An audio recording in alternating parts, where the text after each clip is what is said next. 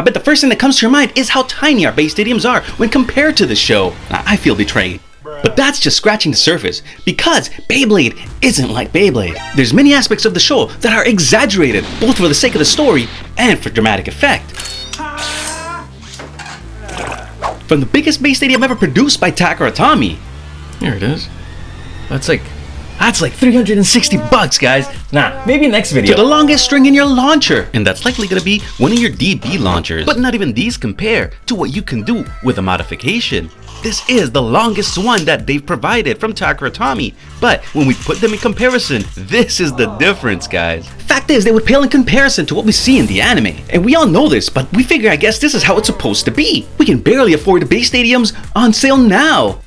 Who has $100 to spare just for a stadium? And of course, the biggest ones are worth hundreds of dollars, let alone one that's just as big as the stadiums we see in the show. If it were to be sold in real life, the smallest, which is what we see throughout the first few seasons of Beyblade Burst, would be about 6 feet in diameter and would probably be sold for thousands. Although it reminds me of the kiddie pool sizes. Look, if they can get that price down, so could we, right? Better start making space in your room and throw away that spotty mattress, because if you want one of these, it's as long as a twin mattress itself, or the height of a fridge. We could fit at least 6 standard beystadiums in that diameter, and even more if we filled the depth. Whoa. The biggest stadiums we've ever seen are from the Metal series itself, with one of the biggest I've ever seen being that 0G beystadium in the show. And bigger still is the one on the roof of a building where Jinga battles Ryuga from Metal Fusion. Now that'll probably hold at least 100 Hasbro stadiums. But by far, the most unique beystadium designs are from Back Shoot.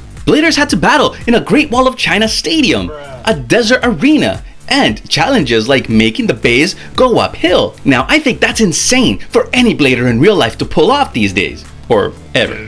Now if you haven't seen any of the episodes from the first ever Beyblade seasons, I really recommend them, and I have linked them for you in the description. But having to launch on a bigger or more complex stadium means that our launches and our launchers have to get stronger, right?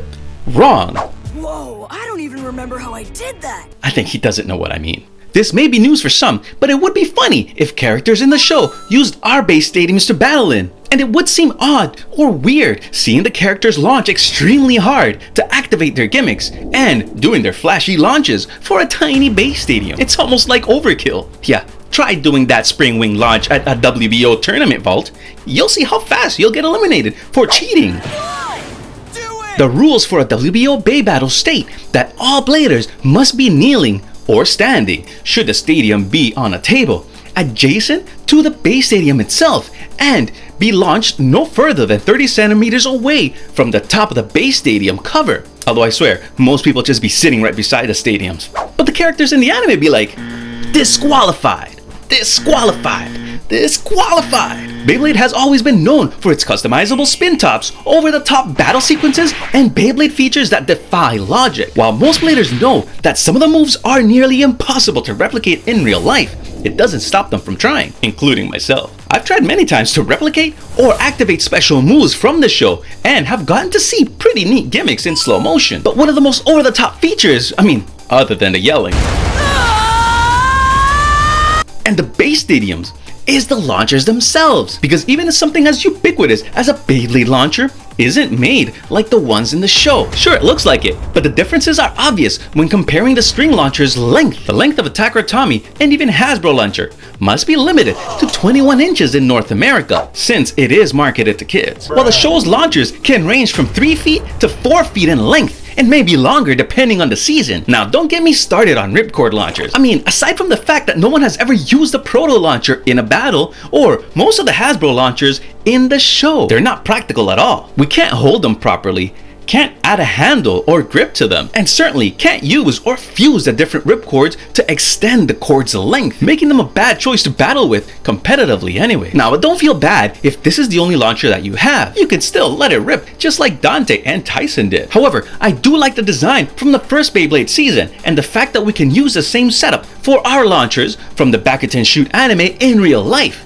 Because by using a launcher grip, it will make it easy to hold for bigger hands like mine, and it helps to aim or angle your launch. Although they're not as strong as the shows. But why would Beyblade characters use small launchers? Well, for the characters in the show, it's almost irrelevant, because of their bond with their Beyblade avatar. So does the size even matter? Sure it does. There's still some logic to the show, and the bigger it is, the more that can be added to it, like gear ratios or even bearings as with the DB launchers. And it would have been interesting to see a progression. For instance, if we saw Vault using a proto launcher in the beginning episodes, we would know just how limited his launch was. This would make the show just a little bit more relatable. Then by having him switch to a string launcher with a short string in the middle of the season, then later on getting an upgrade to the long string launcher we currently see in the show. So that progression and him getting used to not only how Valkyrie battles, but the launch itself would have been great to see, in my opinion. Now, I know they could only do so much with the amount of episodes produced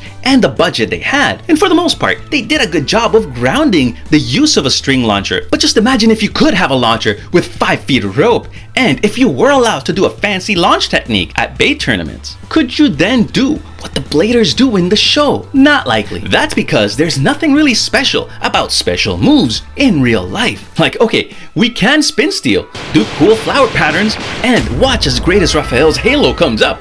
But that's only by controlling your launch. You can do them by performing a hand spin, a flash launch, by tilting your launcher, and hold on, let me check the script.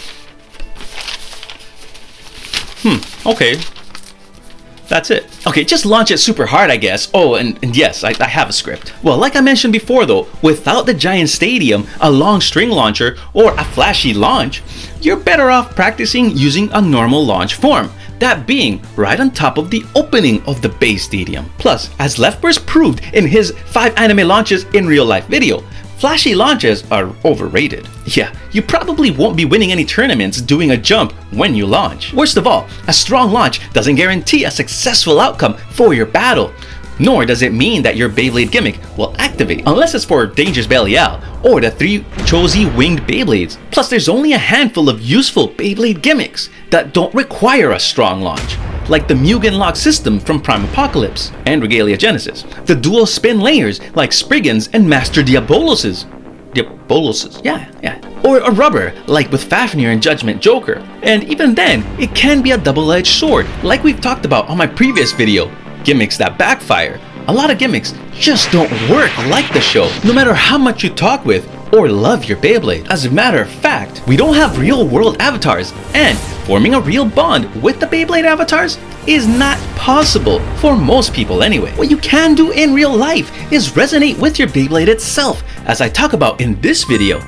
How to resonate with your Beyblade. It's really a matter of how and how long you practice with any given Beyblade. Ultimately though, Beyblade isn't like Beyblade because of the exaggeration in the show. If all things were equal, like us using a big stadium, a long string launcher, and using a Bey like Prime Apocalypse or Fi's Revived Phoenix, we still won't be able to break Beyblades on command. Nor could we make an avatar appear for your opponent to cower in fear. The closest thing we have is the Tarina, which is only available in Japan. They get all the good stuff. In this limited size stadium though, a projector and motion capture technology can show us a light trail, just like the show. It produces sound effects and even shows sparks when the beys hit in real life. I believe that technology is the answer. Technology will allow us to one day command, react, and battle with our Beyblades, just like the show. And I don't mean like the remote control beys, nor the Beyblade Burst app. Instead, they'll let us not only see, but interact with the avatars too. How? Well, find out next time with this Beyblade Dash.